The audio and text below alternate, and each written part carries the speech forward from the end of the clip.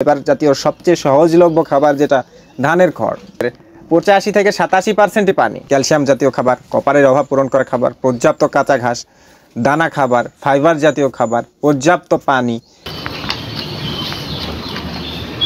ছাগলের বাচ্চা জন্মের কিছুদিন পরই দেখা যায় অনেক সময় ছাগলের বাচ্চা ঠিকমতো দুধ পায় না। কোনো ক্ষেত্রে ছাগলের বাচ্চা শুকিয়ে যায়, গ্রোথ কমে যায়, আবার এমনও হয় যে ছাগলের বাচ্চা মারা যায়। তো এই সমস্যাগুলো কেন হয় এবং এর সমাধানই বা কী, এই বিষয়ে আজকের আলোচনা। তো চলুন শুরু করি। আসসালামু আলাইকুম, ওয়েলকাম টু স্বপ্ন এগ্রো। আপনাদের সাথে আছি আমি বোরহানুদ্দিন। যারা নতুন উদ্যোক্তা আছেন তাদের মধ্যে বিশেষ করে যারা ছাগল খামারের সাথে সম্পৃক্ত আছেন, তাদের একটা কমন সমস্যার বিষয় হচ্ছে মা ছাগলের বাচ্চা হওয়ার পর বাচ্চা দুধ না পাওয়া বা মা ছাগলের দুধ কমে যাওয়া। দেখা যাচ্ছে বাচ্চা হওয়ার 7 দিন পর থেকে বাচ্চা ঠিকমতো দুধ পাচ্ছে না, সেক্ষেত্রে বাচ্চার গ্রোথটা খারাপ হয়ে যাচ্ছে এবং কিছু কিছু ক্ষেত্রে দেখা যায় বাচ্চা এত বেশি পরিমাণ দুধ পায় না যে শেষ পর্যন্ত বাচ্চাটি মারা যায়। একটা ব্রিডিং ফার্মের জন্য বাচ্চা উৎপাদনই হচ্ছে লাভের একমাত্র উপায়। দেখুন, ছাগল খামারে কোনো প্রকার দুধ উৎপন্ন হয় না, ছাগল খামারে শুধুমাত্র বাচ্চাই উৎপন্ন হয়। সুতরাং এই বাচ্চাটা যদি মরে যায় বা বাচ্চার মৃত্যু হার যদি বেড়ে যায়, তাহলে এখান থেকে লাভ বের করে নিয়ে যাওয়া খুবই কষ্টকর, একবারে অসম্ভবই বলা যায়। এখন আমাদের কথা হচ্ছে বাচ্চা কেন মারা যায়, কেনই বা ছাগলের বাচ্চা দুধ ঠিক মতো পায় না। এখানে বেশ কিছু কারণ থাকতে পারে।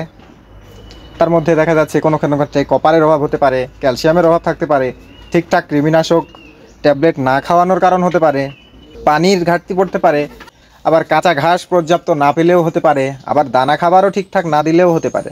সো নানাবিধ কারণ আছে। আর একটা জেনেটিক্যাল যেই প্রবলেম, বংশ পরম্পরায় চলে আসছে।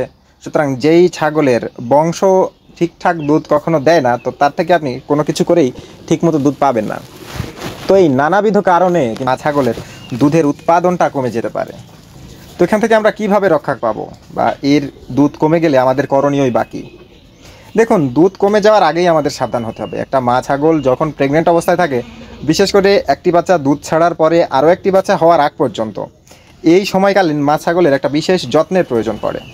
তো এই যত্নগুলোর মধ্যে অন্যতম একটা বিষয় হচ্ছে মা ছাগলকে কৃমিনাশক ট্যাবলেট খাওয়াতে হবে। 2.5 থেকে 3 মাস পর পর কৃমিনাশক ট্যাবলেটটা রেগুলার খাওয়াতে হবে, কোনোভাবেই মিস করা যাবে না। এবং কৃমিনাশক ট্যাবলেট খাওয়ানোর ক্ষেত্রে এখানে সতর্কতা অবলম্বন করতে হবে। সেটি হচ্ছে আপনাকে প্রতিবার একই গ্রুপের ওষুধ খাওয়ালে চলবে না, আপনাকে গ্রুপ চেঞ্জ করে করে আলাদা আলাদা গ্রুপের ওষুধ খাওয়াতে হবে। তাছাড়া ছাগলকে কখনোই কৃমিমুক্ত রাখতে পারবেন না। তো এর বাইরেও কৃমি দূর করার আরও অনেকগুলো পদ্ধতি থাকে, অন্য একদিন সে বিষয়ে আলোচনা করব। আজকের মূল যে বিষয়, তো সেদিকেই ফিরে আসি। তো অনেকের ক্ষেত্রে দেখা যাচ্ছে কৃমিনাশক করায়, রেগুলারই করায়, তারপরও বাচ্চা ঠিকঠাক দুধ পায় না। তো এখানে অন্যতম কারণ হতে পারে কপারের অভাব। এখন বলতে পারেন কপার আমরা কিভাবে সরবরাহ করব। দেখুন, আমি যতদূর জানি কপারের যে বোলাসটা পাওয়া যায় আমাদের দেশে সেটা অ্যাভেলেবল না, সুতরাং এদিকে আমাদের টাকালে চলবে না। এছাড়াও কপারের ঘাটতি পূরণ করে যেসব খাবার, তো সেসব খাবারেরও উৎপাদন আমাদের দেশে সেই রকম হারে হয় না, মোটা দাগে হয় না বললেই চলে। তো এখানেও আমাদের একটা সীমাবদ্ধতা আছে। তো আমরা কিভাবে কপারের অভাবটা পূরণ করতে পারি? তো এই কপারের অভাব পূরণ করতে গেলে আপনাকে মিনারেল ব্লকটা ব্যবহার করতে হবে। আগেও বারবার বলেছি যে মিনারেল ব্লক, পিঙ্ক সল্ট সারা বছর ফার্মে ঝুলিয়ে রাখবেন। তো মিনারেল ব্লকের ব্যবহারটা করলে অনেকাংশেই কিন্তু এই ঘাটতিটা পূরণ করা সম্ভব হয়। আপনারা যারা মিনারেল ব্লক বাজারে পান না, তারা অনলাইন থেকে অর্ডার দিয়ে নিতে পারেন। তো এটি গেল একটা দিক। এখন অনেক ছাগলের ক্ষেত্রে আবার ক্যালসিয়ামের ঘাটতিটা বেশি হয়ে থাকে, তো এক্ষেত্রেও কিন্তু দুধের উৎপাদন কমে যায়। তো ক্যালসিয়ামের ঘাটতিটা আমরা কীভাবে পূরণ করতে পারি? ক্যালসিয়ামের ঘাটতিটা আমরা বাজারে বিভিন্ন ধরনের ক্যালসিয়াম পাওয়া যায়, তো এভাবেও পূরণ করতে পারি। দেখুন, ক্যালসিয়ামের ডিসিবি একটা আছে পাউডার, আপনারা ভেটেরিনারি দোকানেই পেয়ে যাবেন, তো এটাও খাওয়াতে পারেন। আবার ক্যালসিয়ামের বোলাস পাওয়া যায়, আপনারা সেটাও খাওয়াতে পারেন প্রতি মাসে 10টা করে। আবার ক্যালসিয়াম তরল অবস্থাতেও পাওয়া যায়, যেটা প্রতি মাসে 5 দিন করে আপনারা খাওয়াতে পারেন। এভাবেও আমরা ক্যালসিয়ামের ঘাটতিটা পূরণ করতে পারি।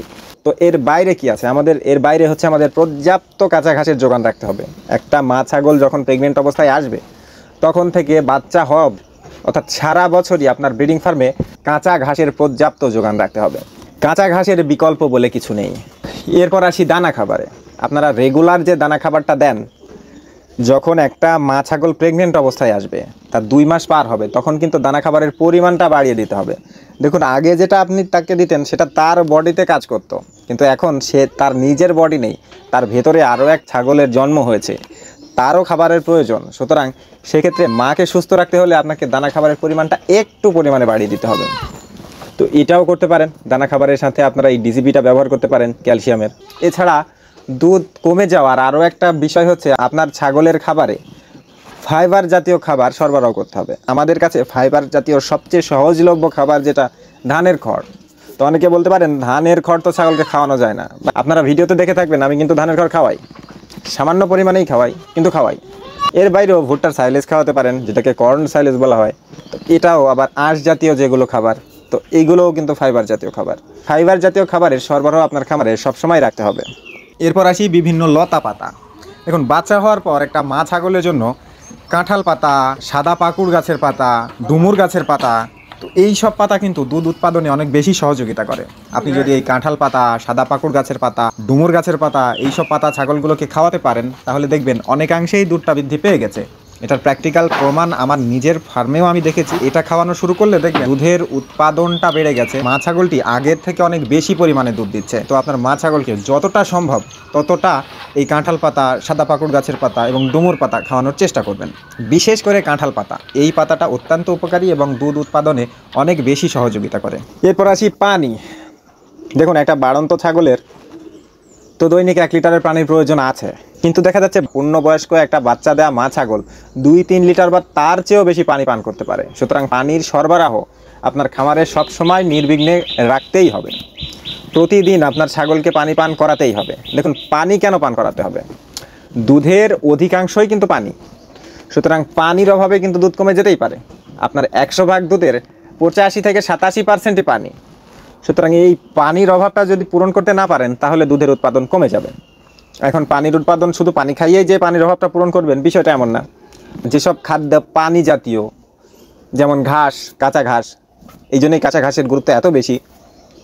কাঁচা লতা পাতা, বিশেষ করে কাঁচা কাঁচা জাতীয়, এগুলোর মধ্যে কিন্তু পর্যাপ্ত পরিমাণে পানি থাকে। এর বাইরে কি হয়? আপনারা বাচ্চা জন্মের পর ছাগলকে কয়েকদিন কালা জিরাটা খাওয়াতে পারেন।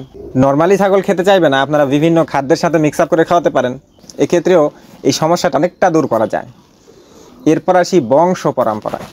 সব কিছু যখন দেখবেন সব স্টেজ আপনার করা কমপ্লিট, তারপরও আপনার ছাগল দুধ দিচ্ছে না, পর্যাপ্ত পরিমাণে আপনি দুধ পাচ্ছেন না, তখন বুঝতে হবে ওই ছাগলের জেনেটিক্যালি কোনো প্রবলেম আছে।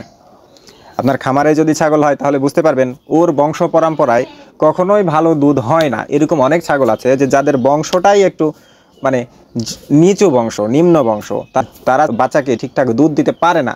সুতরাং তখন আপনার খাবার থেকে ওই ছাগলগুলোকে চেঞ্জ করতে হবে, ওই ছাগলগুলোকে বিক্রি করতে হবে। আপনাকে নতুন ভালো মানের ছাগল তৈরি করতে হবে। কিনে আপনি খামার করবেন এই চিন্তা করলে চলবে না, আপনাকে তৈরি করতে হবে। দেখুন, আমার খামারের সবচেয়ে ভালো ছাগি কাকে বলবো? যে আমাকে বছরে 2 বার বাচ্চা দেবে, পর্যাপ্ত দুধ দেবে সেই বাচ্চাকে। সেটা তো আমার খামারের সম্পদ, আমি সেই সম্পদকে কেন বিক্রি করব? সুতরাং ব্রিডিং ফার্মের জন্য ভালো মা ছাগল কিনে নিয়ে যে আপনি এই খামার পরিচালনা করবেন, এই চিন্তাভাবনা থেকে সরে আসতে হবে। আপনাকেই তৈরি করতে হবে। যদি সব কিছু মেনটেন করার পর আপনার ছাগিটা দুধ ভালো না দেয়, তাহলে আপনার ছাগিটা বিক্রি করে দিতে হবে। নতুন ছাগি, ভালো বংশ দেখে আপনাকে তৈরি করতে হবে। যদি আপনি ব্ল্যাক বেঙ্গলে থাকেন, তো ব্ল্যাক বেঙ্গলের ছাগলের অনেক বেশি দুধ আসে। এটাতে দুধ নিয়ে তেমন কমপ্লেন হয় না, কিছু কিছু ক্ষেত্রে কমপ্লেন কিছুটা আসে। যখন ব্ল্যাক বেঙ্গল থেকে ক্রস ব্রিডে যায়, তখন ব্ল্যাক বেঙ্গল ওর বাচ্চা মাফিক ও কিন্তু দুধ দিতে পারবে। কিন্তু আপনি যখন ক্রস ব্রিডে নিয়ে অনেক বিশাল সাইজ, অনেক বড় সাইজের বাচ্চা পাচ্ছেন, তখন ওই বাচ্চার পেট ভরানোটা কিন্তু তার পক্ষে একটু কষ্টকর হয়। সামান্য কিছু প্রবলেম থাকতেই পারে। সামান্য কিছু প্রবলেম হলে সেটা বড় প্রবলেম হিসেবে ধরে নেওয়া উচিত না।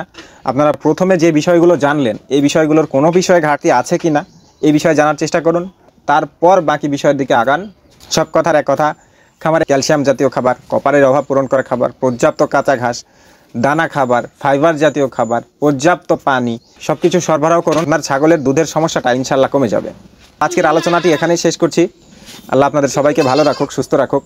পরিশেষে একটাই কথা বলি, আপনারা যারা ছাগল খামারের সাথে আছেন বা ব্যক্তি পর্যায়ে ছাগল লালন পালন করছেন, তারা ছাগলের প্রতি যত্নবান হবেন এবং বিশেষ করে মা ছাগলের বাচ্চা দুধ ছাড়ার পর আবার বাচ্চা হওয়ার আগ পর্যন্ত এই সময়টায় মা ছাগলের পর্যাপ্ত যত্ন করুন। তাহলে আপনার ছাগল বাচ্চা হওয়ার পর পর্যাপ্ত দুধ দিতে সক্ষম হবে ইনশাআল্লাহ। আসসালামু আলাইকুম।